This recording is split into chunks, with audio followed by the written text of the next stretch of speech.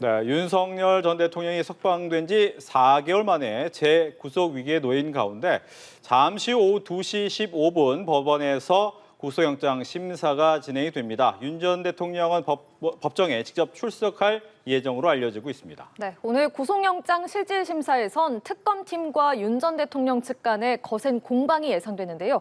구속 여부를 가를 핵심 쟁점은 무엇일지 허주연 변호사, 김성수 변호사와 함께 짚어보겠습니다. 안녕하세요. 어서 오십시오.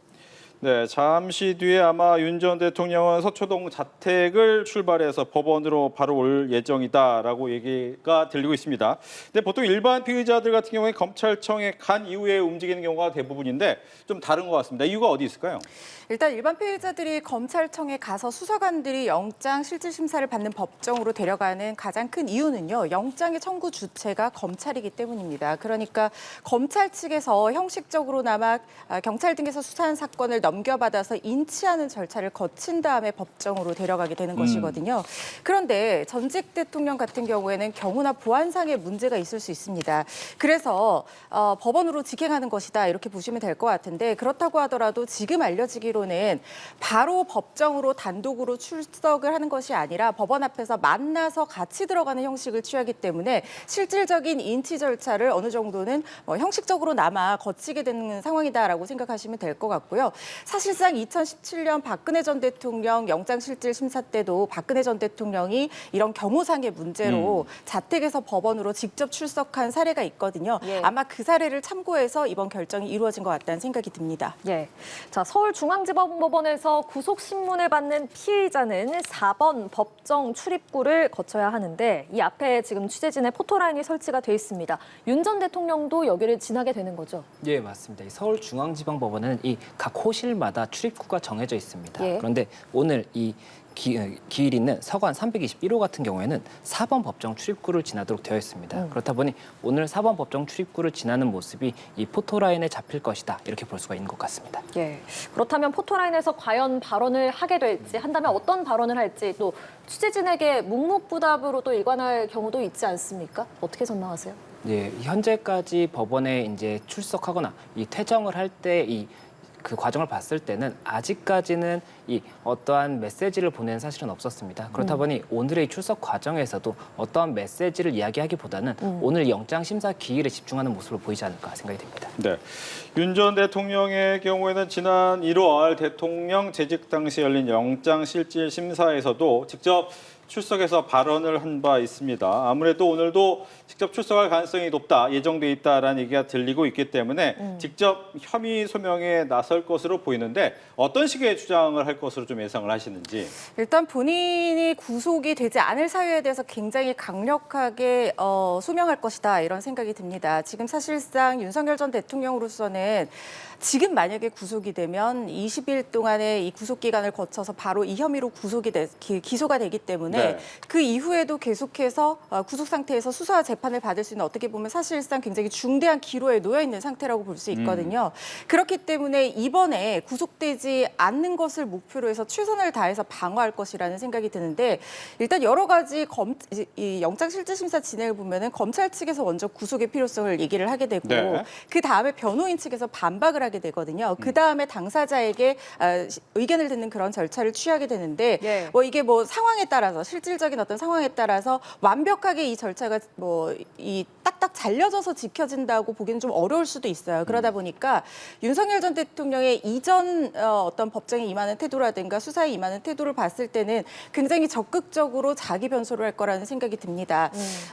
일단은 혐의의 소명 자체가 성립이 되지 않는다에 굉장히 공을 들일 거라는 생각이 들어요. 왜냐하면 지금 윤석열 전 대통령이 받고 있는 주요 혐의 여러 가지가 있지만 특수공무집행 방해 혐의가 가장 큰 건이 될 거라는 생각이 드는데 윤석열 전 대통령 측에서는 공수처라는 위법한 수사기관에서 집행하는 영장이기 때문에 이 부분에 대해서는 저지를 한다라고 하더라도 위법한 공무집행 방해에 대한 저지기 때문에 이게 범죄가 성립할 수 없다라고 주장을 하고 있거든요. 혐의가 소명되지 않으면 구속영장 발부 자체가 되지를 않습니다. 그래서 이 부분을 가장 최우선적으로 방어할 거라는 생각이 들고요. 혐의가 설령 소명이 된다 하더라도 도주의 우려보다는 증거인멸의 우려에 방점을 두고 이미 내란과 관련한 관계자들은 구속이 된 상태이고 그리고 수사를 적극적으로 받았기 때문에 증거인멸의 우려가 없다라고 변수할 것이라는 생각이 듭니다. 네. 뭐 김성수 변호사께도 같은 질문이긴 합니다만 특수공무집행 방해죄, 즉 공수처 관련돼서는 기존에 있어서도 공수처가 과연 수사할 권한이 있느냐를 가지고 계속 따졌던 부분인 거죠. 예, 맞습니다. 이 공수처 체포영장과 관련해서는 그 당시에도 법리적인 쟁점을 여러 차례 주장을 했었습니다. 그 쟁점이었던 것이 결국에는 공수처가 이 부분 형사 사건에 대한 수사권이 있느냐 이것이 쟁점이 됐던 부분이 있었고 그에 이제 같이 부과를 해서 이야기가 됐던 것이 그렇다면 공수처가 수사 권한이 없다라고 한다면 공수처가 체포영장을 발부받고 이것을 집행할 권한도 없다라는 것이 윤 전 대통령 측의 주장이었기 때문에 그 부분에 대해서도 오늘도 쟁점이 될 것으로 보입니다. 만약에 이 체포영장 집행 자체가 법리상 이 부분 이 적법하지 않다라고 한다면 이 적법하지 않은 공무집행에 대해서 저지를 한 것이 공무집행 방해죄가 성립되지 않을 수가 있거든요. 그렇다 보니 일단은 이 부분에 대해서 법리적인 쟁점이 우선적인 쟁점이 될 것으로 보이고 그 다음에 지금 현재 윤 전 대통령 측에서는 이 경호처에서 이 부분 체포집행을 저지하는 과정을 윤 전 대통령이 지시한 것이 아니다라는 취지로 이야기를 하고 있기 때문에 만약에 이 공무집행 방해죄가 성립이 된다고 하더라도 이 부분 지시를 했다는 것까지도 나아갈 수 있을지 이것에 대한 어떠한 증거가 있을지가 가장 중요한 부분이 아닐까 생각이 됩니다. 예.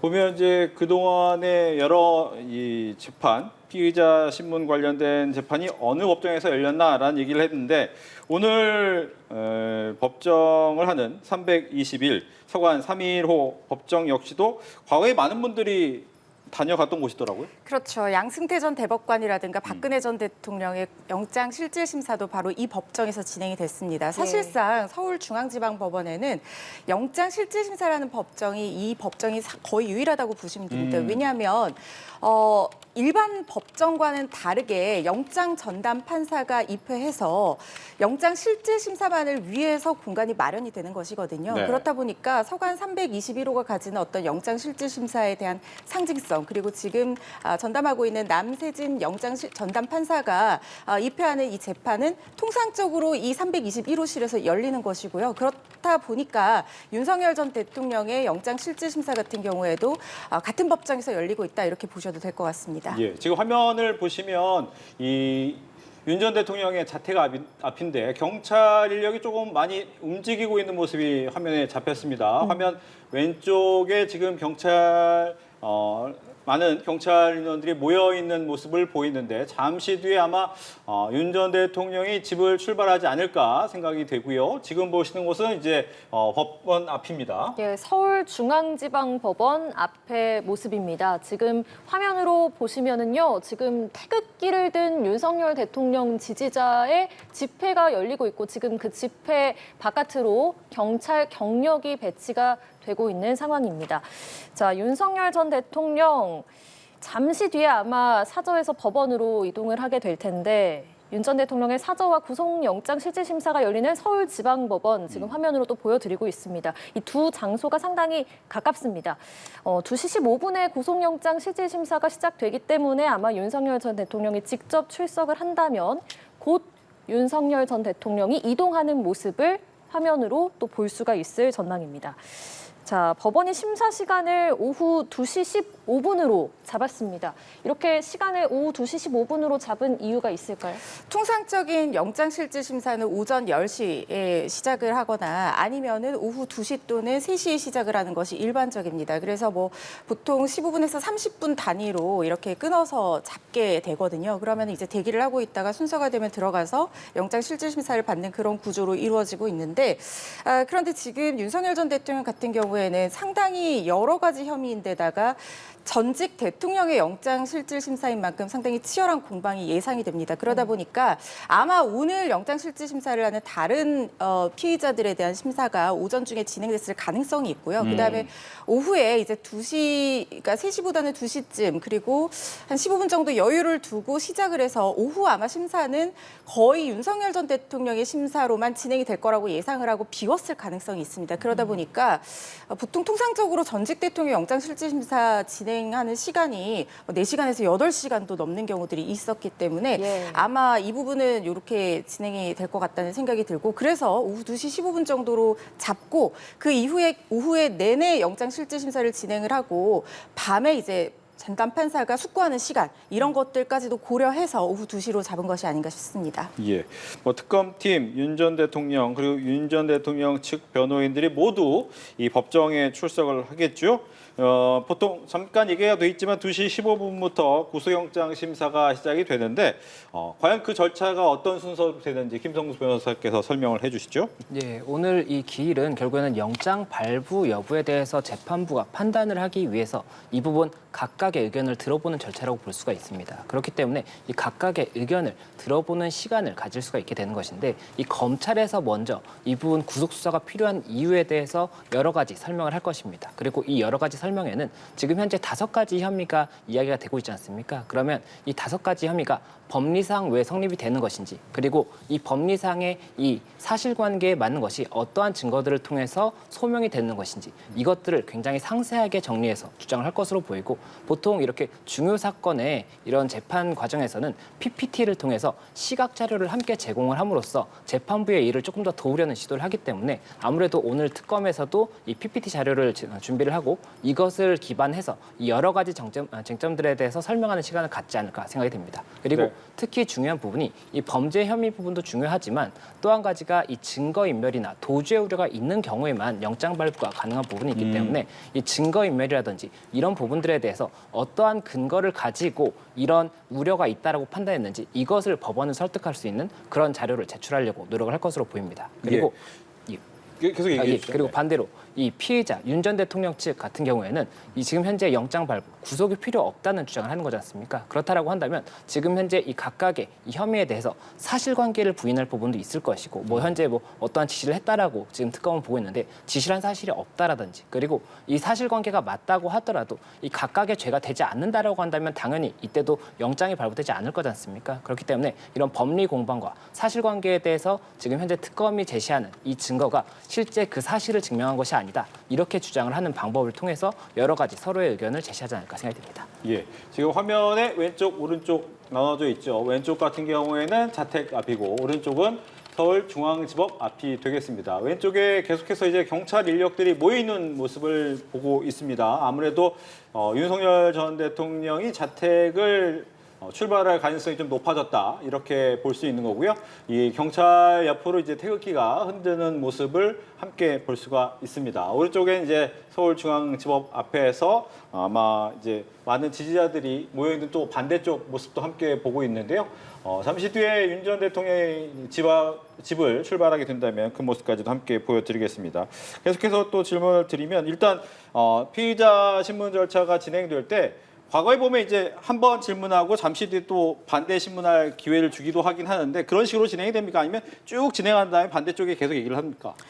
일단은 원칙적으로는 제가 아까 말씀드린 것처럼 영장 실질심사 진행 순서는요. 일단 그 사람이 피의자가 맞는지 뭐 우리는 윤석열 전 대통령이 누군지 다 알지만 형식적으로라도 이 신분 확인하는 인정신문 절차 일단 거치게 됩니다. 그래서 뭐 이름이라든가 주소, 주민등록번호 이런 것들을 확인을 하게 되고요. 그다음에 판사가 구속 사유나 요건 같은 것들에 대해서 기본적인 어떤 개괄 설명을 거칩니다. 그다음에 검사가 구속의 필요성에 대해서 설명하는 시간을 갖게 되고 그다음이 변호인이 반박한 다음에 피의자에게 직접 질문을 하고 마지막으로 추가 의견이 있는지 확인을 하고 심사가 종료되는 그런 일반적인 절차를 거치게 되는데 간단한 신문 같은 경우에는 이 절차가 형식적으로 쭉 지켜집니다만 이렇게 양측의 공방이 치열한 경우에는 현장 상황에 따라서 판사가 적절하게 발언 기회를 주면서 발언 순서를 좀 조정할 가능성도 배제는 할 수 없습니다. 그러니까 예를 들어서 윤석열 전 대통령이 피의자로서 지금 이 영장 실질 심사의 다른 이름은 구속 전 피의자 신문이거든요. 그러니까 네. 이 얘기는 뭐냐면 피의자의 의견을 듣겠다는 거예요. 그러니까 내가 구속될 필요성이 있는지 없는지 나는 도주하지 않을 사람이고 증거인멸하지 않을 사람이라는 것에 대한 어떻게 보면 소명의 기회를 주는 절차라고도 볼 수 있거든요. 그렇기 네. 때문에 만약에 피의자가 적극적으로 반박할 사항이 있다고 발언 기회를 요청한다거나 아니면은 소명할 기회를 달라고 요구를 한다면 재판부에서는 재량에 따라서 그 검사의 어떤 검찰 측 발언 도중에라도 뭐 피의자에게 발언 기회를 준다거나 아니면 변호인 측의 어떤 이 설명 도중에라도 검찰 측에 발언 기회를 준다거나 이런 것들은 충분히 상황에 따라서 유동적으로 조정할 수 있을 거라는 생각이 듭니다. 네, 김 변호사 그렇다면 이 생각보다 신분 시간이 길어질 수도 있다 이렇게 볼 수 있습니까? 예, 시간이 상당히 길어질 것으로 보입니다. 지금 현재 쟁점이 5가지인데 이 각각 한 개의 쟁점만 하더라도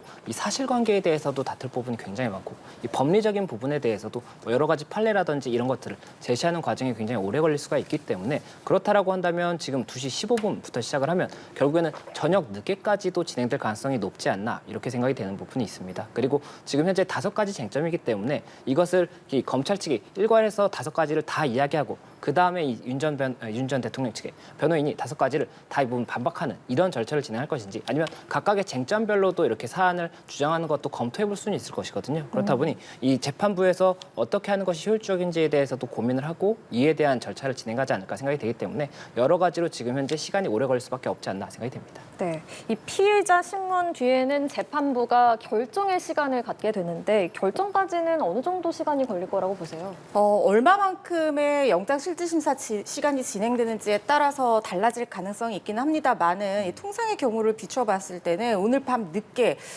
제 개인적인 의견으로는 새벽 정도의 발부 여부가 확인이 될 것 같다는 생각이 듭니다. 예. 가장 가깝게는 윤석열 전 대통령의 이전 영장실질심사 사례를 봤을 때도 그때 당시에 8시간 정도 숙고를 했던 걸로 제가 기억을 하거든요. 그러니까 영장실질심사에 걸린 시간은 한 4시간에서 5시간 가까이 됐습니다만은 8시간 정도 이 판사가 고민한 다음에 새벽 2시 50분 거의 새벽 3시가 다 된 시각에서야 발부 여부가 결정이 됐었고 또 2017년 박근혜 전 대통령 영장실질심사 때도 마찬가지로 신문이 상당히 길었습니다. 8시간 40분 정도 진행이 됐는데 숙고의 시간이 또 7시간 반 그러니까 8시간 정도 걸렸거든요. 그러다 보니까 그때도 새벽 3시쯤에 굉장히 늦은 시간에 영장 발부 여부가 결정이 됐는데 지금 아까 김성수 변호사님께서 말씀하신 것처럼 소명해야 되는 혐의와 이 구속의 필요성 여부 이런 것들을 설명해야 되는 혐의 자체가 지금 5가지입니다.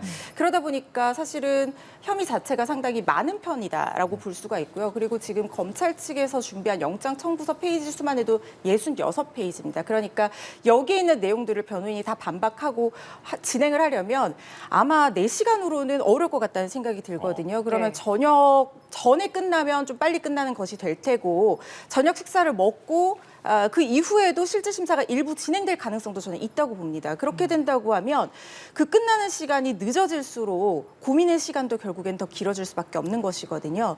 지금 윤 전 대통령의 구속 전 피의자 신문에 대한 얘기를 계속하고 있습니다. 현재 상황 보시면 여기가 자택 앞이 되겠고요.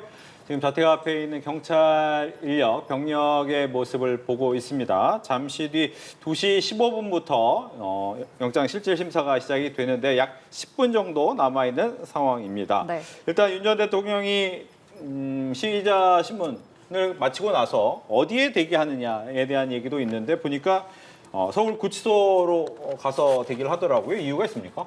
예, 일단은 이 결과가 나올 때까지는 일단은 그 대기를 하게 되어 있습니다. 그 대기를 하게 되는데 그 장소가 서울중앙지검 내에 있는 이 유치 장소거나 아니면은 이 구치소로 이제 지정이 될 가능성이 높은데 아무래도 서울구치소일 가능성이 높지 않느냐 이런 이야기가 나오다 보니까는 서울구치소일 가능성이 높다 이렇게 보는 것으로 보이고 결국에는 재판부에서 어디서 이 부분 대기할지에 대해서도 결정을 하게 될 것인데 아마 서울구치소가 이 과거에 그 구속될 당시에도 서울구치소에 있었기 때문에라도 그 부분으로 좀 가능성이 높지 않나 이렇게 이야기가 나오는 것 같습니다. 예. 자, 지금 저희가 계속해서 이 시각 윤 전 대통령의 자택 앞의 모습을 보여드리고 있습니다. 지금 태극기가 펄럭이고 있는데 윤석열 전 대통령 지지자가 아마 흔드는 것으로 보이고요. 경찰 경력도 많이 배치가 되고 있는 상황입니다. 그리고 조금 전에 보여드렸던 서울중앙지법도 마찬가지로 이제 지지자의 집회가 있고 그리고 경찰들이 많이 있으면서 좀 삼엄한 그런 분위기가 느껴지거든요.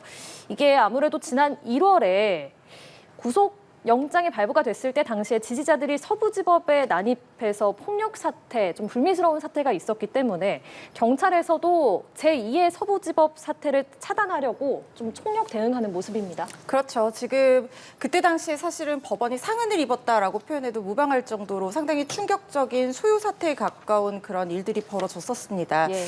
그만큼 우리 헌정사에 사실은 다시는 있어서는 안 될 어떻게 보면 좀 비극적인 사건이었고 그에 따라서 전직 대통령이 구속이 됐다가 구속이 취소가 됐다가 다시 한번 다른 혐의로 기소가 돼서 구속되는 이런 사실상 유례없는 그런 상황을 우리가 맞이하고 있는 상황이기 때문에 이 지지자들도 찬반 여론으로 나뉘어서 그때 당시에 굉장히 팽팽하게 대립을 했었고 아마 오늘도 윤석열 전 대통령을 지지하는 사람들이 혹시나 어떤 흥분 상태에서 뭔가 문제를 일으키거나 폭동 사태로 이어지지는 않을까 이렇게 우려를 하고 있는 상황 같습니다. 그렇기 때문에 경찰에서도 만약에 이런 위법한 공무집행 방해가 있는 경우에는 엄단하겠다는 원칙 하에 2,000명이 넘는 경력을 투입해서 지금 철저하게 보안에 유지를 하고 있는 그리고 안전 경우에 최선을 다하고 있는 모습이라는 생각도 들고 아까 이제 서울구치소에 대기하는 이유도 사실 이런 경호적인 부분도 있습니다. 왜냐하면 만약에 중앙지검에서 대기를 하다가 밤에 영장이 발부가 돼서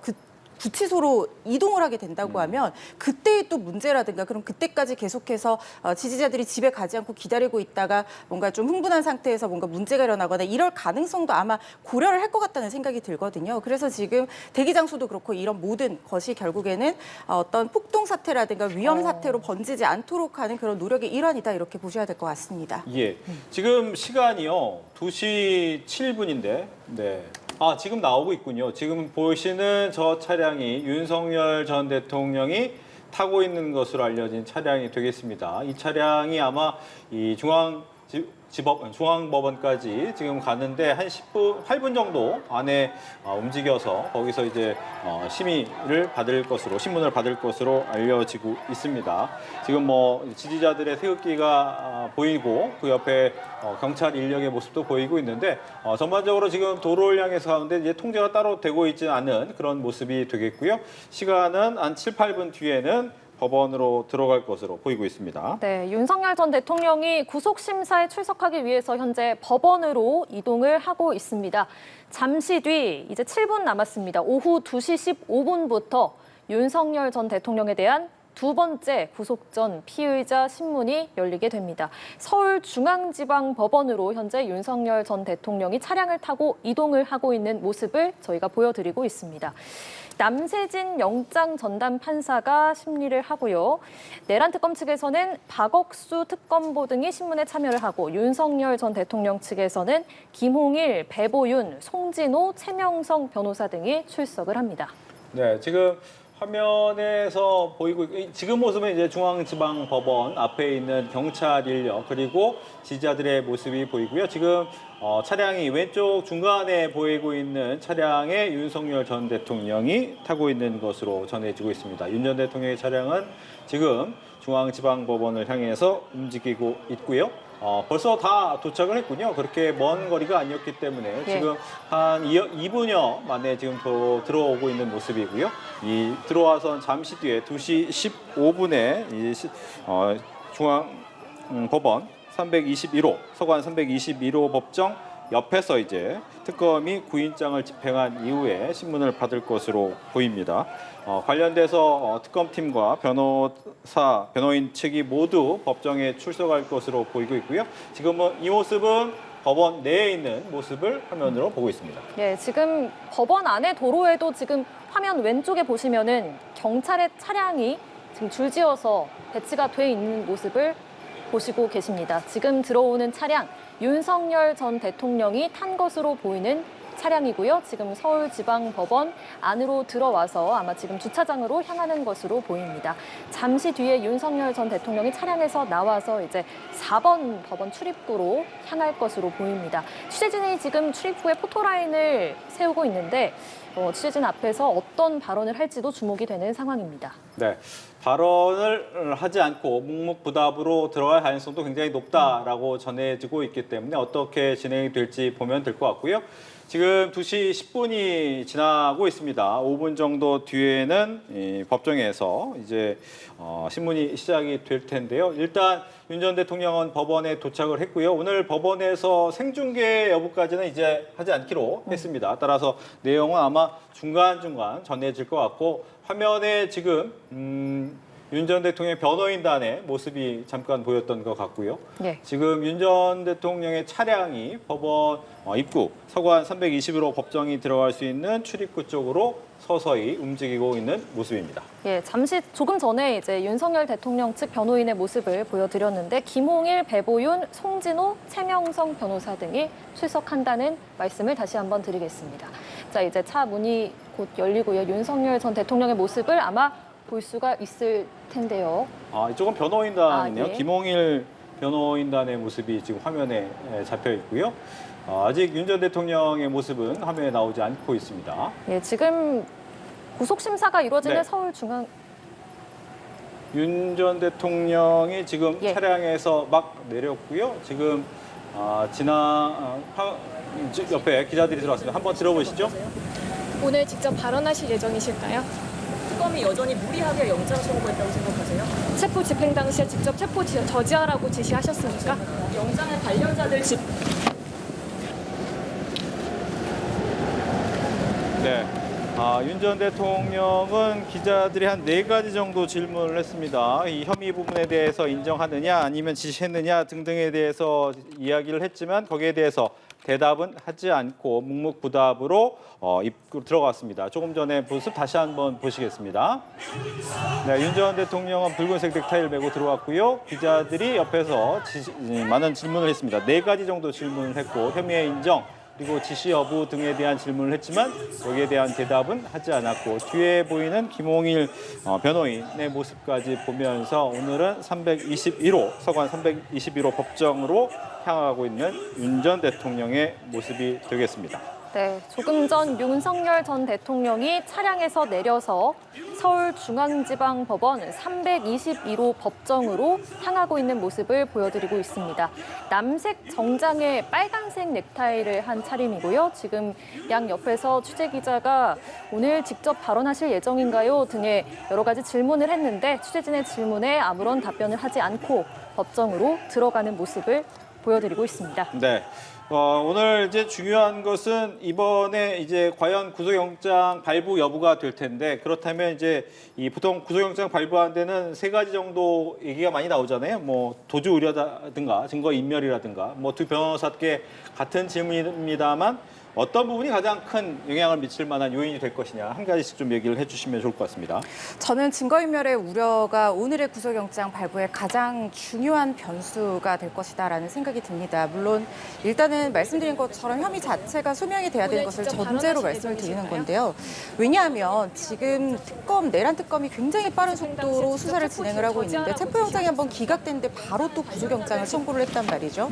그 배경에는 결국에는 지금 주요 관련 인물인 강의구 전 처장이라든가 실장이라든가 김성우 전 차장의 진술 번복이 굉장히 영향을 미쳤다라고 알려지고 있습니다. 그도 그럴 것이 지금 강의구 전 실장 같은 경우에는 비상계엄 관련한 선포문을 보고 후에 폐기를 했다라고 하다가 폐기 후에 보고를 했다라고 하다가 보고 후에 폐기를 했다. 그러니까 윤석열 전 대통령이 알고 있었다라는 취지로 진술을 번복했습니다. 그런데 그 결정적인 계기가 윤석열 전 대통령의 변호인단이 입회했느냐 안 했느냐에 따라서 윤석열 전 대통령에게 유리한 진술을 안 하느냐 하느냐에 따라 달라졌다라는 거거든요. 그러니까 변호인단이 있으면은 윤석열 전 대통령에게 유리한 진술을 하다가 변호인단이 빠지면 불리한 진술을 했다는 것이고 그리고 김성훈 전 차장 후임무사격으로도 여겨졌던 사람인데 윤석열 전 대통령의 지시가 있지 않았다라고 하다가 지금 최근에 태도를 바꾸어서 윤 전 대통령의 지시가 있었다. 증거를 보고 자신의 오해가 풀렸다. 이렇게 지금 진술을 하고 있는 상황이고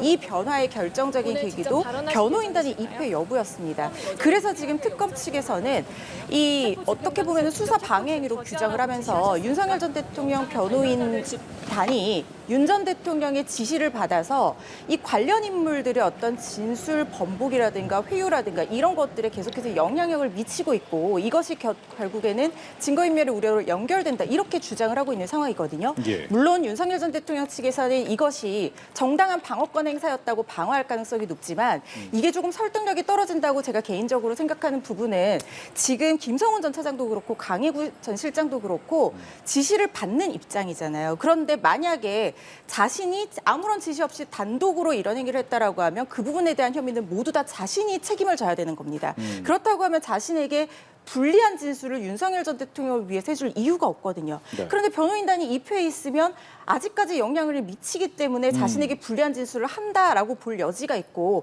그렇다면 이게 증거인멸의 우려로 연결되는 것이 아니냐 이렇게 재판부에서 판단할 가능성이 있어 보여서 이 부분이 사실상 굉장히 중요한 쟁점이라는 생각이 듭니다. 네. 사실상 뭐 도주 우려는 없다고 봐야 되겠고 뭐 두 가지 중에서 이제 증거인멸 부분인데 뭐 설명해 주셨다시피 증인이 증언을 바꾸는 것도 증거인멸 이렇게 봐야 되는 건지도 궁금합니다.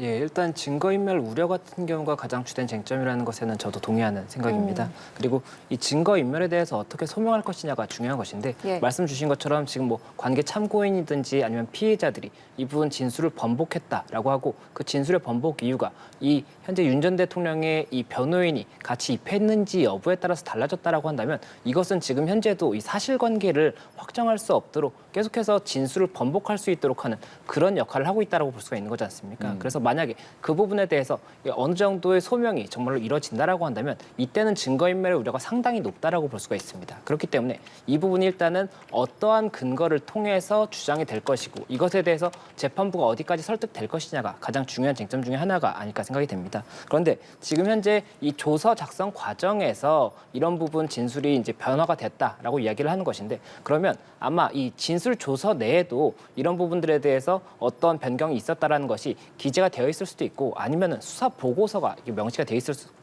수가 있습니다. 그런데 이 수사 보고서라든지 이 부분 조서에서 그런 부분을 기재하는 것도 결국에는 특검 측에서 작성을 한 것이기 때문에 윤 전 대통령 측에서는 그런 기재만 가지고는 진술이 변경됐다라든지 어떠한 특정한 사실관계를 소명한다고 볼 수 없다라고 주장할 수가 있기 때문에 그 부분이 쟁점이 되지 않을까 생각이 되고 또 한 가지가 일단 궁극적으로는 이 부분 구속영장이 발부가 되기 위해서는 죄를 범했다고 의심할 만한 상당한 이유가 있어야 되는 게 전제가 되는 겁니다. 그러면 5가지 쟁점이지 않습니까? 그러면 5가지 혐의에 대해서 각각이 뭐 1개라든지 2개, 뭐 3개까지도 죄명이 굉장히 많이 있는데 이들 중에 어디까지 성립되는지를 봐야 되는 것인데 이게 법리적인 부분도 있지만 오늘 특히나 쟁점이 되는 부분은 지금 특검에서 확보한 물적 증거라든지 인적 증거들 이런 것들이 어디까지 이 부분 사실관계를 소명할 수 있느냐가 굉장히 중요하다고 보이거든요. 그러면 그 부분에 대해서도 봐야 되는 것이 지금 현재 특검이 출범하고 굉장히 빠른 시간 내에 영장을 청구를 한 겁니다. 네. 그러면 특검에서 과연 어디까지 증거를 확보할 수 있었을까? 물리적 시간이 그렇게 길지 않았는데 그런 부분에 대해서는 조금 염려가 있기 때문에 그런 부분들에 대해서도 어디까지 소명이 가능할 것인지 이것까지도 쟁점이 되지 않을까 생각이 그 듭니다. 부분 들어보니까 이제 궁금한 게 뭐냐면 지난번에 이제 만약 출석하지 않으면 바로 영장 청구하겠다라고 계속 얘기를 했단 말이에요. 즉 그 의미는 아마 초반부터 굉장히 많은 준비가 있었나? 라는 생각을 할 수도 있겠고 뭐 윤석열 전 대통령 측처럼 준비 안 된 상태에서 한 거 아니냐라는 또 주장을 할 수 있을 것 같고 어떻게 좀 봐야 됩니까? 지난번 영장을 청구하겠다라고 했던 부분은 사실상 이제 구속영장이라기보다는 체포영장의 가능성을 내포하고 있었을 것이라는 생각이 듭니다. 왜냐하면 일단 통상적으로 이렇게 사전 구속영장을 바로 청구하는 경우보다는 일단 소환 조사를 먼저 조율을 해보고 소환에 응하지 않는다고 하면 체포를 하고 48시간 내에 추가 조사를 통해서 구속영장을 청구하는 이런 수순을 밟게 되는 것이 통상적인데 이렇게 자진 출석해서 이미 출석해서 어쨌든 수사를 하기는 했단 말이죠. 근데 수사를 해봤더니 구속의 필요성이 상당히 인정이 된다라고 봐서 특검 측에서 구속영장을 청구를 한 상황이거든요. 그렇기 때문에 제가 생각했을 때는 지금 특검 측에서 내란 특검이란 말입니다. 그렇다면 이미 내란과 관련해서는 관계된 사실관계들을 그 이전 수사기관에서 수사한 사실관계 확정의 내용들을 많이 받아뒀을 가능성이 높습니다. 물론 오늘 구속영장이 청구된 혐의는 내란죄는 아닙니다. 그렇지만 이게 뿌리가 되는 기초적인 사실관계는 동일하고 각각의 혐의 적용이 달라져서 다른 혐의로 구속영장을 청구한 상황이기 때문에 일단 기초적인 사실관계가 확인이 되어 있는 상태에서 이 사건 같은 경우에는 가장 중요한 것이 비화폰 이런 것들도 사실 이 기록이 남아있지 않을 가능성이 있어서 물적 증거보다는 인적 증거가 굉장히 중요한 사건일 텐데 관계자들이 내란과 관계된 관계자들이 이미 다 구속이 되어 있어서 조사를 받은 상황이고 특수공무집행 방해죄를 함께했다, 공모했다라고 의심받는 이 사람들은 지금 다 불구속 상태거든요. 그런데 이들에 대한 조사는 어느 정도 성숙할 정도로 이르렀다라고 특검 측에서는 판단을 한 것 같습니다. 그래서 어느 정도 인적 증거가 확보가 됐고 거기다가 우리가 그 내용은 확인할 수 없지만 비화폰을 윤석열 전 대통령을 내란죄로 기소할 때는 그 내용을 통화 내역 같은 것들을 우리가 확보를 할 수가 없었는데 그때 이후에는 자진 이미 제출을 해서 그 내용을 확보를 한 물적 증거도 있단 말이죠. 거기다가 지금 메시지를 통해서 이 국군 통수권자를 지키는 것을 최우선으로 해야 된다라고 해서 보냈던 어떤 물적 증거들 이런 것들이 지금 관계인들의 인적 증거를 뒷받침하는 물적 증거로서 특검 측에서는 확보가 됐다. 그래서 구속영장을 청구할 수 있을 만큼의 혐의 소명에 자신이 있기 때문에 오늘의 구속영장 청구에 이른 것이 아닌가 싶습니다. 네. 추가해서 하나 더 질문을 드리면 결과적으로 과거에는 지난 윤석열 전 대통령의 수사 때는 과연 공수처가 수사한 부분을 넘길 수 있느냐.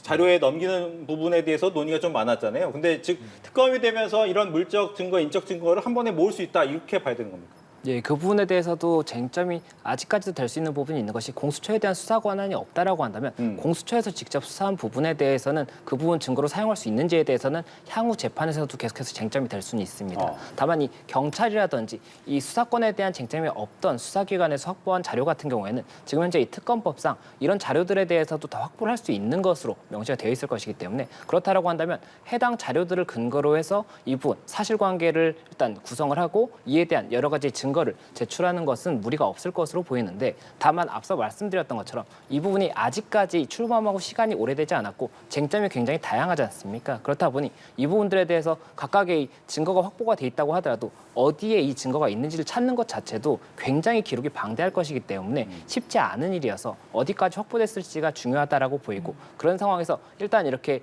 빠르게 영장을 청구한 것이 어떠한 자신감이 있는 것인지 아니면 전략적으로 우선은 이 부분에 대해서 이 정도면은 일단 해볼만 하다 정도의 판단이었던 건지는 오늘의 이 진행 경과를 보면서 저희가 좀 판단할 수 있지 않을까 생각이 듭니다. 예, 특검팀이 증거 자료와 법리를 정리하고 PPT까지 만들었다고 전해집니다. 법정에서의 PPT는 어느 정도 효과가 있습니까? 예, 이 법정에서 PPT를 사용하는 경우는 이제 저희 변호사들이 민사든지 형사사건 이런 부분을 진행을 할 때 정말 중요한 사건들 그리고 이 사실관계라든지 쟁점이 굉장히 복잡해서 시각적인 자료를 통해서 이 부분 설명을 하는 것이 조금 더 이 이해에 도움이 되는 경우에 준비를 하는 것이라고 볼 수가 있습니다. 지금 이번 사안 같은 경우에도 쟁점이 5가지이고 이 각각의 쟁점에 대해서 이 검찰에서도 그리고 윤 전 대통령 측에서도 사실관계에 대해서 중요한 사실관계들을 설명을 해야 되고 해당 사실관계에 대한 근거가 무엇인지를 주장을 하게 되지 않습니까? 그러면 윤 전 대통령 측에서는 그 근거가 해당 사실을 증명한다든지 소명하는 것이 아니다. 이렇게 또 반박을 해야 되는 이런 부분들이 있는 것인데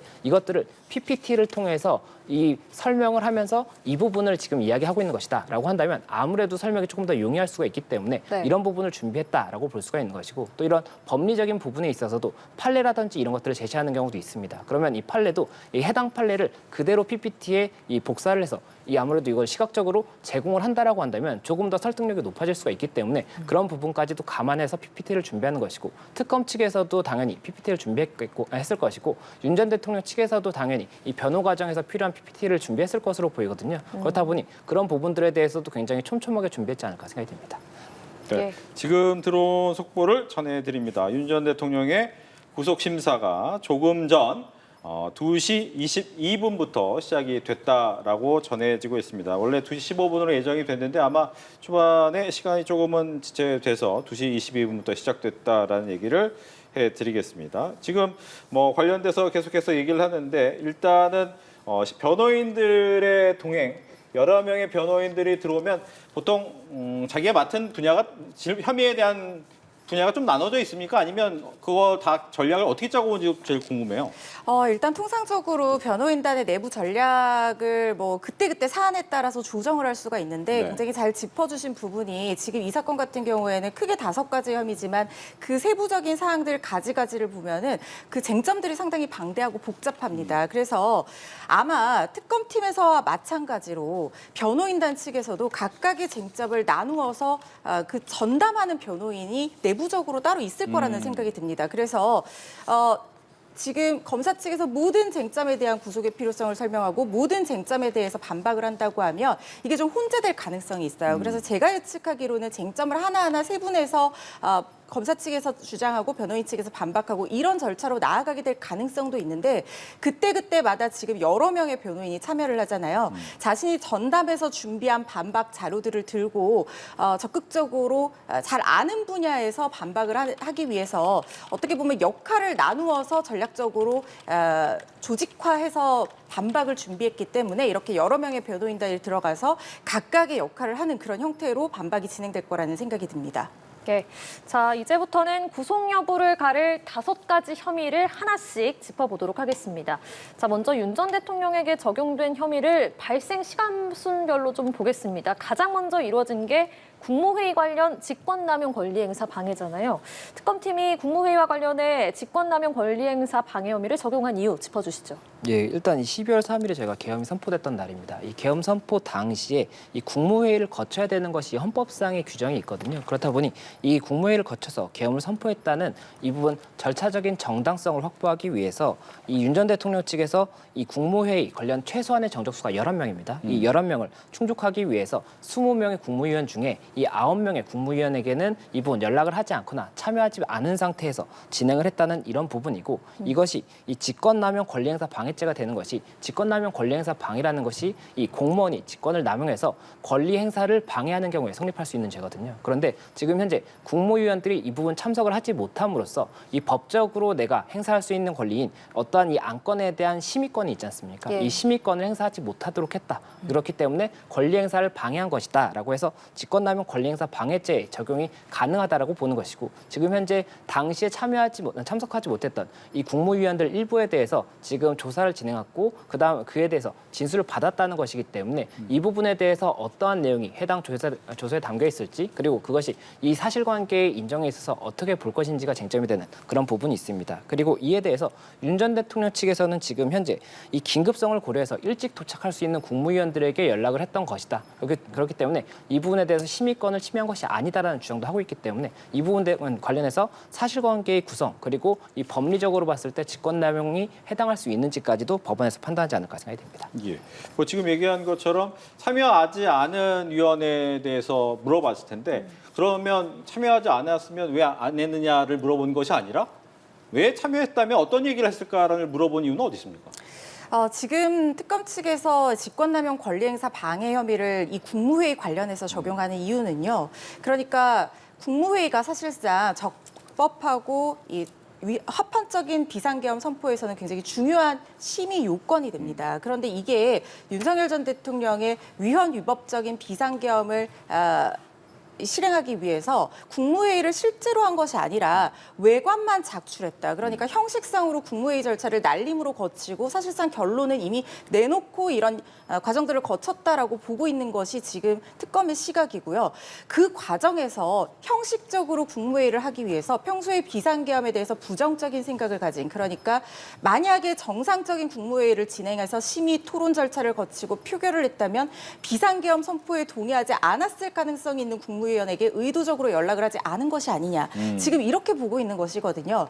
그렇기 때문에 지금 평소에 이 국무위원들 중에서 연락을 받지 않은 국무위원들이 평소에 비상계엄에 대해서 어떤 생각을 가지고 있었는지 그런 부분에 대해서 윤석열 대통령에게 직간접적으로 의견을 피력한 적이 있는지 그리고 만약에 국무회의에 참석했다면 어떤 의견을 피력했을 것인지 이런 것들을 물어보는 이유는 이 국무위원이 윤석열 대통령이 인지할 정도로 비상계엄에 대해서 반대하는 의사를 가지고 있었던 사람이 맞는지, 그래서 이게 윤석열 전 대통령이 주장하는 것처럼 긴급성에 따라서 얘기를 한 것이 아니라 미리 그 성향을 알고 연락을 안 한 것이 아닌지, 이런 것들을 소명하기 위해서 지금 이 국무위원들을 대상으로 참석했다면 어떤 생각을 가졌을 것인지에 대해서 질문한 거라는 생각이 듭니다. 네, 윤석열 긴급성을 고려해서 일찍 도착할 수 있는 국무위원에게 연락을 취한 것에 불과하다는 윤 전 대통령 측의 주장까지 설명을 해주셨습니다. 자, 조금 전 들어온 속보 전해드리겠습니다. 내란 특검이 윤석열 전 대통령 구속심사에 박억수 특검보 부장검사 7명이 참여했다고 밝혔습니다. 그리고 신문 종료 후에 윤석열 전 대통령은 서울구치소에서 대기할 것이라고 밝혔습니다. 다시 한번 전해드리겠습니다. 윤석열 전 대통령 구속심사에 박억수 특검보 부장검사 7명 이렇게 내란 특검에서는 참여를 하고요. 신문 종료 뒤에는 윤석열 전 대통령은 서울구치소에서 대기해야 한다는 그런 속보가 들어왔습니다. 자, 네. 두 번째 혐의도 짚어보겠습니다. 저희가 이 직권남용 권리행사 방해 국무회의 얘기는 좀 많이 했었고 또 많이 들었던 것 같은데 이 두 번째 혐의 외신 대변인에게 허위사실 전파를 했다는 의혹 이런 게 있는데 네. 지금 들어온 속보 한 번 더 전해드릴게요. 지금 보니까 이 구속심사의 PPT를 178장을 준비했다고 하니까 굉장히 많은 내용을 준비를 한 거고 아마 이거 한 장 한 장 넘기면서 얘기하는데도 시간이 굉장히 오래 걸릴 것이다라는 생각이 들어요.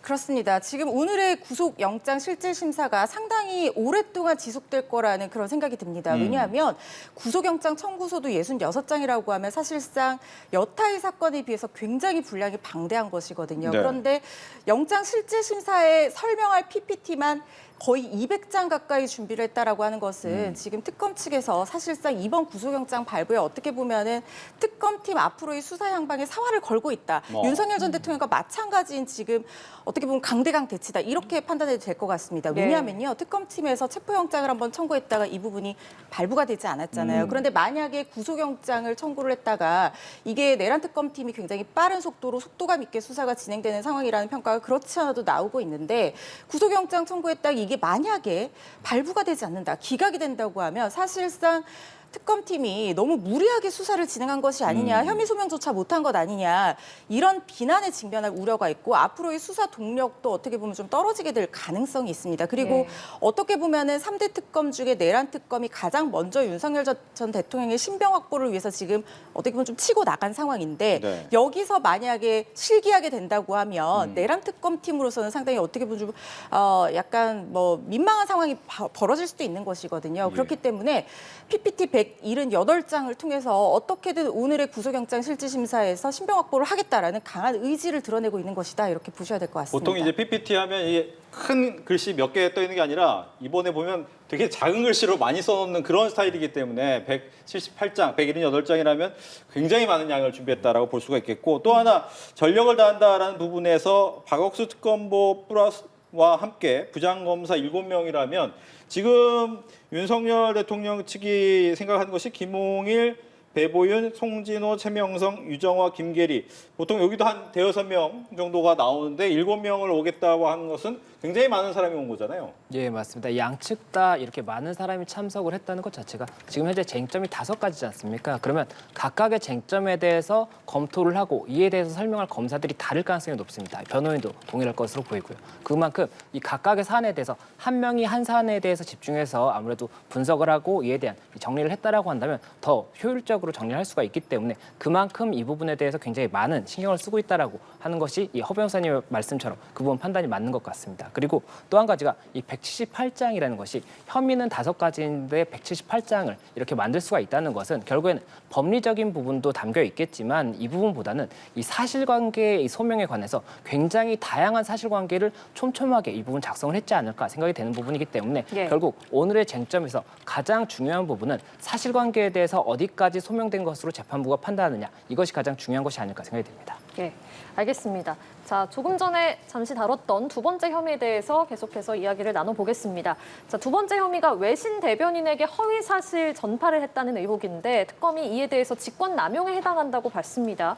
이게 어떤 의혹인가요? 예, 이 직권남용이 이제 두 가지 방향이 있습니다. 하나는 직권을 남용해서 권리를 이제 행사하는 것을 방해하는 경우가 있고 또 한 가지가 직권을 남용해서 의무 없는 일을 하게 하는 경우에도 직권남용죄가 성립이 됩니다. 이제 직권남용을 해서 이제 의무 없는 일을 하게 하였느냐 이것이 쟁점이 되는 것이라고 볼 수가 있습니다. 그래서 지금 현재 이 특검에서 보고 있는 혐의는 이 12월 3일에 계엄이 이제 선포가 됐었지 않습니까? 그리고 12월 4일 오후에 당시 하태원 외신 대변인에게 국회의원의 본회의장 진입을 막지 않았다. 그리고 대통령으로서 이 헌정 파괴 세력으로부터 자유민주주의, 헌법 질서를 지키기 위한 액션은 한 것은 맞지만 합헌적 틀 안에서 행동했다. 이런 부분을 외신에 전파하겠다는 이런 혐의를 받고 있는 겁니다. 예. 그렇다고 한다면 이 허위 사실 전파를 이게 지시한 것이라고 가정을 하면 이때는 직권을 남용해서 의무 없는 이 허위 사실 전파를 하도록 했다라는 것이 특검 측의 입장이기 때문에 이 부분에 대해서도 어디까지 이런 사실관계가 실제로 있었는지가 확인되는지 그리고 이것이 이 법적으로 법리를 검토했을 때 직권남용이 될 수 있는지 이것까지도 봐야 되기 때문에 이 부분에 대해서도 일단은 사실관계가 어떻게 소명되는지가 가장 중요하지 않을까 생각이 됩니다. 예. 그런데 윤 전 대통령 측은 보좌기관인 비서실에 대통령 의견을 전달한 것이다. 문제될 게 없다 이렇게 주장을 하고 있는데 결국에는 이걸 전달로 볼 것이냐 지시로 볼 것이냐 이게 좀 쟁점이 될 것 같습니다. 이 전달과 지시를 가르는 가장 큰 중요한 부분은 이런 허위 홍보 사실, 그러니까 이게 허위인지 아닌지도 물론 윤석열 전 예. 대통령 측에서는 다투겠지만 이런 홍보 사실을 결국에는 배포하겠는가, 실제로 홍보를 하게끔 만들었던 어떤 그 정확한 단어의 사용 등이 있었는지, 그러니까 이거를 단순히 내가 이러이러한 의견을 가지고 있다라고 얘기를 했는지 아니면 이러이러한 의견으로 보도자료를 작성해서 배포하라라든가 아니면 브리핑을 하라라든가 이런 구체적인 행동에 대한 지시사항이 있었는지 이런 부분도 굉장히 중요하게 판단될 부분이라는 생각이 들거든요. 그런데 일반적인 경우에 물론 다툼의 여지는 있습니다만 이런 상하 관계에 있고 외신 대변인이라는 직책 자체가 대통령실로부터 의견을 전달받아서 그 의견에 기초해서 보도자료를 작성한다거나 브리핑을 한다거나 이런 역할을 하는 기관이란 말이죠. 그렇다고 하면 이 지시를 거부하기 어려운 외신 대변인으로 하여금 지금 국가 비상사태라고 볼 수 있는 비상계엄 상황에서 그 비상계엄의 취지를 설명을 하는데 아마 외신들도 긴급하게 타전하면서 속보를 내는 도중에 외신 대변인으로부터 어떠한 의미인지를 질문도 하고 답변도 들었을 것입니다. 그걸 충분히 예상되는 상황에서 단순한 전달이었다라고 하면 거기서 외신 대변인이 어떠한 자유의지를 가지고 다른 의견을 얘기를 할 수 있었을 가능성은 그렇게 높지 않다고 볼 여지가 있거든요. 그래서 그 정확하게 전달을 할 때 아직까지 이런 내용은 보류를 하라. 다만 대통령실의 의사는 이렇다라는 정도만 있었는지 아니면 그걸 넘어서서 실제로 보도자료 배포까지 염두에 둔 단어 선택이라든가 지시사항이 있었는지 이런 것들이 핵심 쟁점이 될 거라는 생각이 듭니다. 네. 이제 세 번째 혐의로 넘어가 보겠습니다. 계엄 사후에 계엄 선포문을 작성해 관여했는지 혐의가 되겠습니다. 특검은 강의구 전 대통령실 부속실장이 정당한 절차를 거쳐서 계엄을 선포한 것처럼 형식적 외관을 꾸미기 위해 허위 문건을 만들었고 윤 전 대통령 등도 공모했다라고 보고 있습니다. 이 문건이 중요한 이유 이번에 먼저 대답해 주시죠.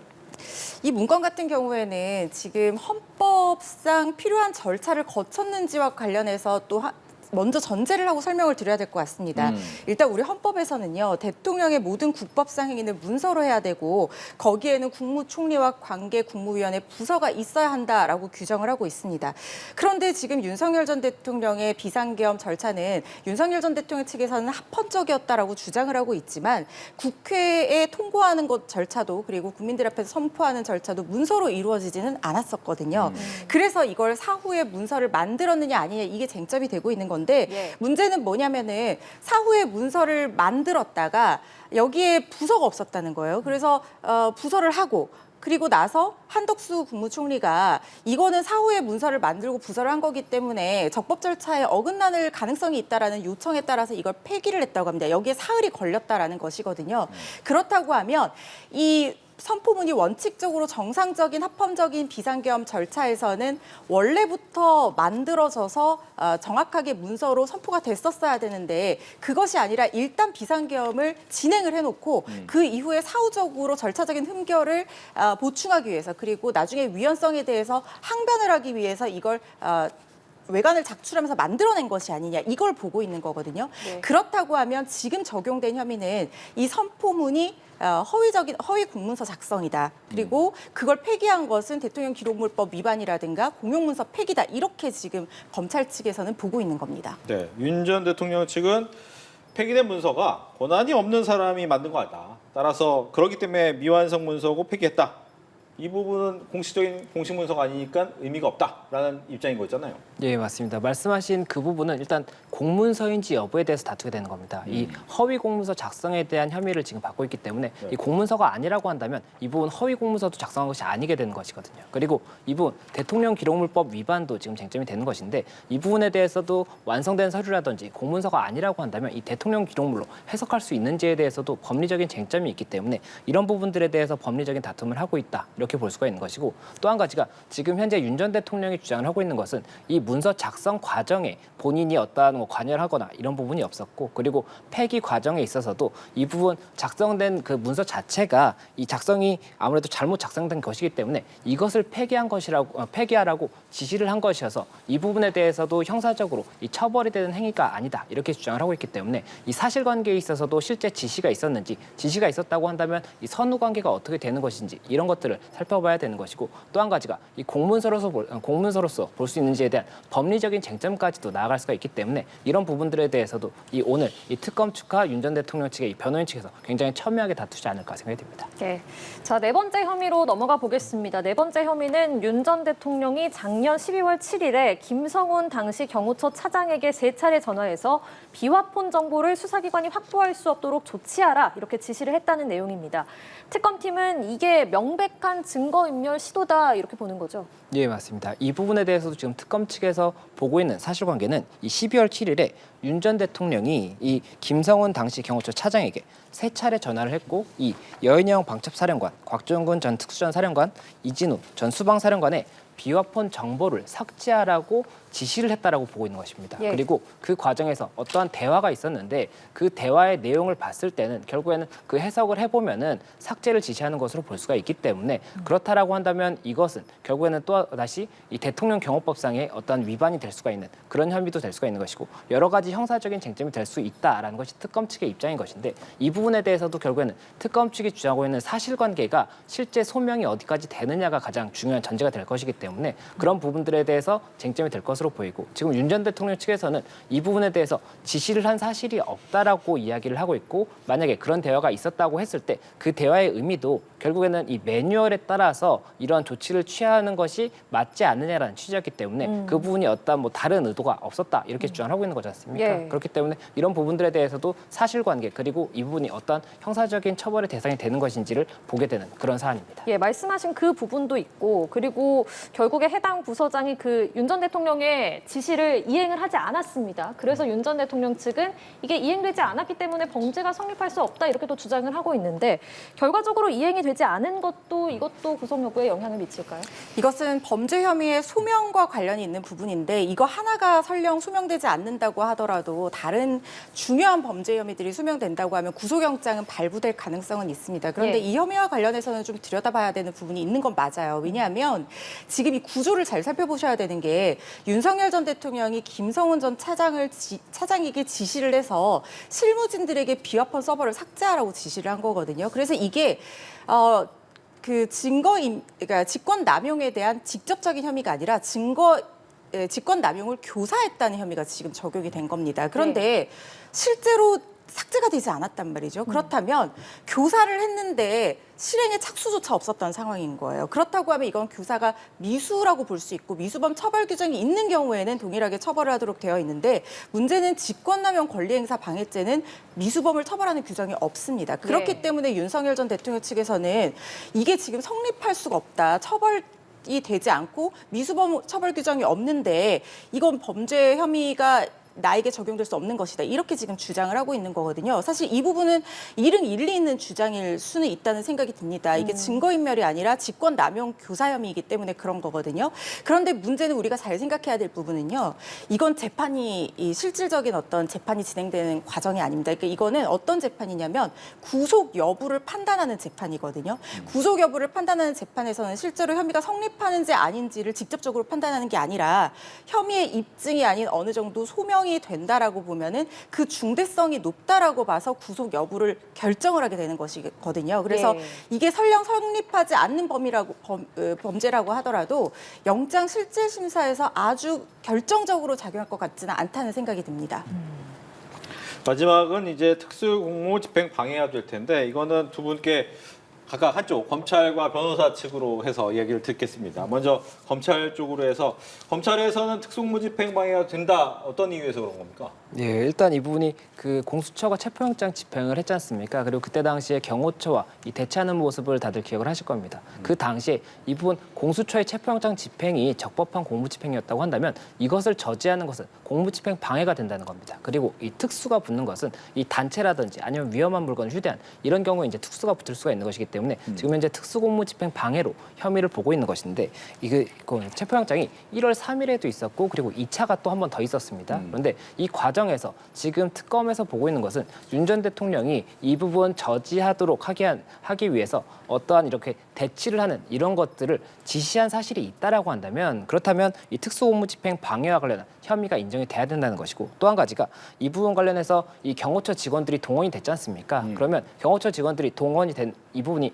의무 없는 일을 하게 한 그런 부분이라고 한다면 직권남용을 통해서 또 의무 없는 일을 하게 한 것이 아니냐 이렇게 되기 때문에 직권남용에 대한 혐의도 있는 것입니다. 그리고 또 한 가지가 이 범인도피 교사도 지금 이야기가 나오고 있는 것인데 이 범인도피 교사 같은 경우에 범인도피를 자기 스스로 본인에 대해서 범인도피를 한 행위는 처벌되지 않지만 남에게 나를 도피시켜달라 이렇게 교사를 하는 경우에는 처벌이 될 수가 있기 때문에 지금 현재 이 세 가지 쟁점이 법리적으로 되고 있다라고 볼 수가 있는 것인데 여기서는 이 부분 사실 이 쟁점이 되기 위해서는 법리가 형성될 수 있는지 이것도 봐야 되겠지만 사실관계에 있어서 지금 윤 전 대통령 측에서는 이 부분 저지를 지시한 사실이 없다라고 이야기를 하고 있거든요. 그러면 이 부분 저지를 지시한 사실이 있는지에 대해서는 결국에는 경호처의 당시에 이 간부들이 어떠한 지시를 받았는지 아니면 받은 사실이 없는지 이것에 대한 진술이라든지 아니면 다른 물적 증거가 있는지 이런 것들이 쟁점이 될 수가 있기 때문에 이 부분이 가장 이 사실관계에 있어서 중요한 부분이라고 보이고 특히나 이 사건 같은 경우에는 사실 특검이 출범하기 전부터 경찰에서 진행을 하던 사건입니다. 그렇기 때문에 경찰에서 상당히 많은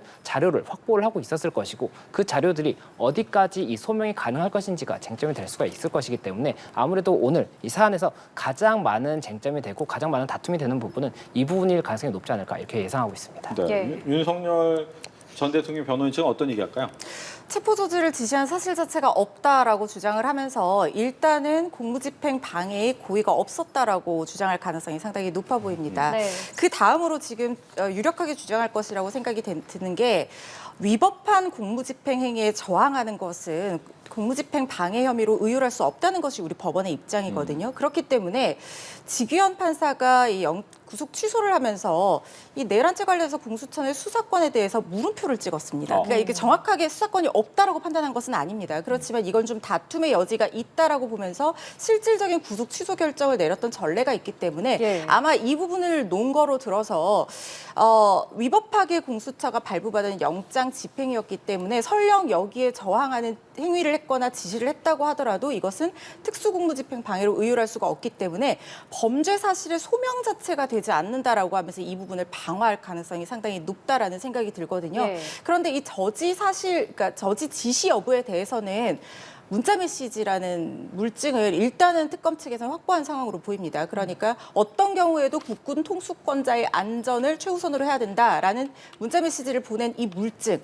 그런데 이게 국군 통수권자의 안전을 최우선으로 해야 한다는 것이 결국에는 체포를 저지하라는 구체적인 지시에 나아가지 않았다 이렇게 반박할 가능성이 있고요. 그렇다고 하면 인적 증거로서 그때 당시 김성훈 차장의 증언 또는 이제 진술 내용에 대한 조서라든가 이런 것들을 특검에서 확보를 해서 아마 실질적인 지시가 있었다라고 지금 굉장히 열심히 소명할 가능성이 높아 보인다는 생각이 들고 공수처 문제에 관해서는 아까 제가 설명드린 대로 이것이 공수처가 수사권이 있는지 없는지에 대해서 판단하는 자리가 아니기 때문에 이것은 본안에 가서 판단을 해봐야 나가야 되는 부분이지 여기서 일단은 서부지법에서 정상적으로 발부한 영장이었고 그때 당시 수사권 여부에 대해서는 경호처 직원들도 그렇고 윤석열 전 대통령 측도 그렇고 주장일 뿐 정확하게 판단할 어떤 권한이라든가 근거가 있는 상황은 아니었다. 그렇기 때문에 일단은 구속한 상태에서 이걸 심판을 받아보는 것이 맞다라고 주장하면서 맞설 가능성이 있어 보입니다. 예. 네.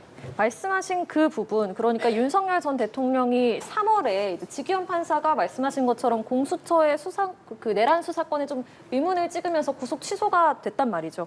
이 앞선 구속 취소 결정이 오늘 구속 여부에는 어떤 영향을 주게 될지도 좀 궁금합니다. 예, 법리적으로는 이 두 가지 사안은 별개의 사안이기 때문에 이것이 직접적으로 영향을 끼친다고 보기는 어려울 것 같습니다. 특히나 그 당시에 구속 취소가 됐던 사안은 이 말씀하셨던 공수처에 수사권이 있는지에 대해서도 이 절차적인 쟁점에 대한 이런 다툼이 있다라고 이야기를 했었고 또 한 가지가 이 구속 기일과 관련해서 이 구속이 되고 나면 수사기관에서는 그 기한 내에 그 기소를 해야 됩니다. 기소를 하지 않는다고 하면 불구속 상태에서 재판을 진행을 해야 되는 것인데 그 기한 계산에 대해서도 의문이 있다라고 이야기를 하면서 구속 취소가 됐던 사안이기 때문에 오늘의 이 사안과 관련해서 직접적으로 연결이 되는 사실관계도 있다고 보기는 어렵습니다. 다만 그 부분 관련해서 일단은 오늘 이 부분 쟁점이 될 수 있는 것은 일단 공수처와 관련 이 수사권이 있느냐 없느냐에 대해서는 체포영장과 관련한 쟁점은 될 수가 있겠지만 그 부분이 어디까지 효력이 있을지도 봐야 되는 것이 있고 그렇다고 했을 때는 결국에는 각각의 사안이기 때문에 원칙적으로는 이 앞서의 구속 취소가 있었다고 하더라도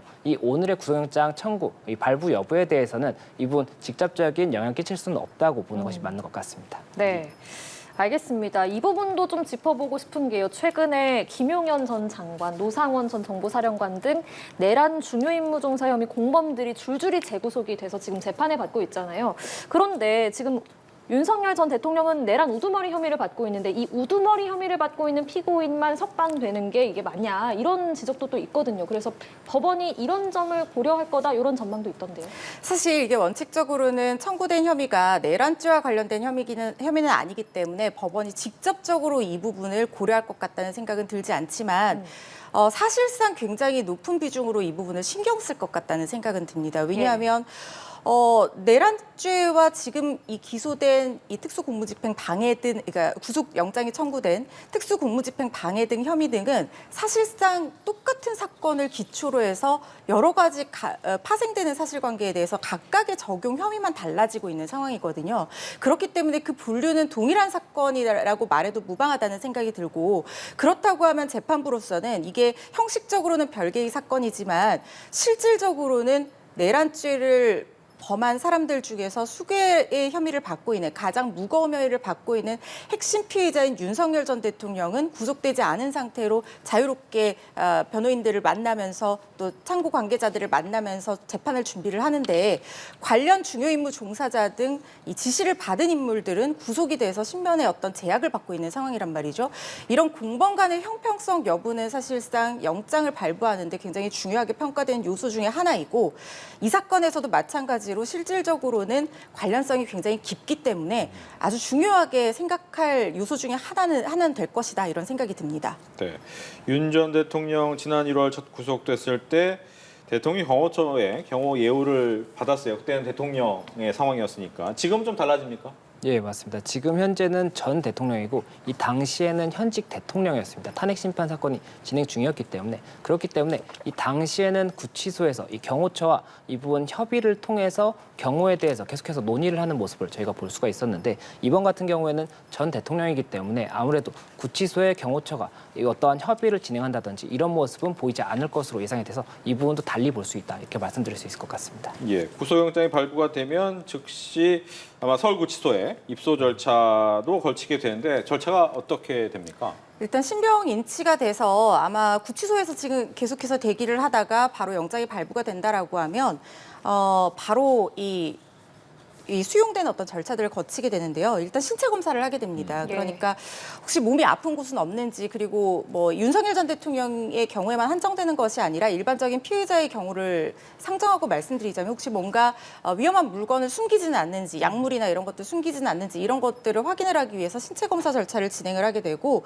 모든 소지품을 다 제출받는 절차를 거치게 됩니다. 휴대전화, 시계, 문서 그 어떤 것도 소지하고 들어갈 수가 없고 수용복과 간단한 세면 도구 뭐 이 정도만 지급받는 절차를 거치게 되고요. 그리고 간단한 교육 절차를 거치게 됩니다. 수용 생활을 어떻게 하는 것이 맞는지 이런 교육 절차를 거치게 되고 방을 배정을 받게 될 것으로 보이는데 윤석열 전 대통령은 전직 대통령의 사례에 비추어 봤을 때 그리고 어떤 병어 문제라든가 뭐 사실상의 어떤 예우는 사실 있거든요. 그래서 다른 피의자들과 같이 두는 것이 교정 시설의 안전이라든가 질서 유지 측면에서 도움이 되지 않는다고 판단할 가능성이 있기 때문에 혼거실에 배정될 가능성이 높아 보이고요. 이 과정 중에서 모두가 생각하시는 것처럼 이 머그샷이라고 하죠. 그 체포 이 입감 당시 어떤 사진 이런 것도 촬영될 가능성이 있어 보입니다. 예. 네. 뭐 특검팀이 만약 이제 영장이 발부가 되면 20일 동안 구속 상태로 수사를 하게 되는데 가장 중점을 두고 수사할 분야는 어떤 게 있을까요? 예, 일단 이 최장 20일 동안 구속 상태에서 기소 여부를 결정을 하게 되고 만약에 20일 내에 기소를 하지 않는다라고 한다면 다시 불구속 상태로 전환이 되게 됩니다. 그렇다 보니까 특검팀에서는 윤 전 대통령의 지금 현재 이 5가지 혐의에 대해서 기소를 조금 최대한 신속히 하려고 노력하지 않을까 생각이 되고 그 과정에서 지금 현재 이 여러 가지 증거들 중에 어떤 부분이 조금 좀 미약한 부분이 있다고 한다면 그런 부분을 성숙하는 시간을 가지지 않을까 생각이 됩니다. 그리고 또 한 가지가 지금 현재 외환죄라든지 이런 부분들에 대해서 특검팀이 이 사건을 진행을 하고 있는데 이 부분에 대해서는 이번에 영장에 적시되지 않았거든요. 그러면 이 외환죄 같은 경우에는 이 20일과는 직접적인 관계가 없는 겁니다. 그렇기 때문에 아무래도 이 시간 순서상 외환죄 같은 경우는 조금 뒤로 진행을 하고 현재 혐의 5가지에 대한 소명이라든지 증명 이런 부분들에 대해서 조금 더 이 시간을 쏟지 않을까 생각이 됩니다. 네. 반대로 구속영장이 기각이 된다면 수사 동력은 좀 떨어질 수 있는데 그렇게 될 경우 특검팀은 영장을 재청구할 준비를 합니까? 아니면 다른 방식의 준비를 필요로 합니까? 일단 어떤 사유로 기각이 됐는지 먼저 철저하게 분석할 것 같다는 생각이 듭니다. 그래서 만약에 소명이 부족하다라는 이유라고 하면 아마 추가적인 보완 수사나 이런 것들을 다시 정비해서 구속영장 재청구할 가능성 상당히 높아 보이고 네. 증거인멸의 우려가 있다라고 하면 이 부분은 아마 다른 혐의 등을 더 추가해서 구속영장을 재청구할 가능성도 있다고 봅니다. 어떤 식으로든 제가 생각했을 때는 특검팀에서는 윤석열 전 대통령을 구속 상태에서 기소하려고 노력할 거라는 생각이 들고요. 예. 다만 윤석열 전 대통령 측에서도 저는 구속 적부심을 청구할 거라는 생각이 들거든요. 만약에 구속이 된다고 하면요. 그래서 오늘의 구속영장 발부 결과에 따라서 각각의 대응이 달라질 것이겠지만 양측의 공방, 그러니까 신병을 확보하려는 자와 신병 확보를 당하지 않으려는 자의 쫓고 쫓기는 싸움은 앞으로 이 내란 특검이 진행되는 동안 지속적으로 이어질 것 같다는 생각은 듭니다. 네, 알겠습니다. 지금까지 허주연 변호사, 김성수 변호사와 이야기 나눴습니다. 고맙습니다.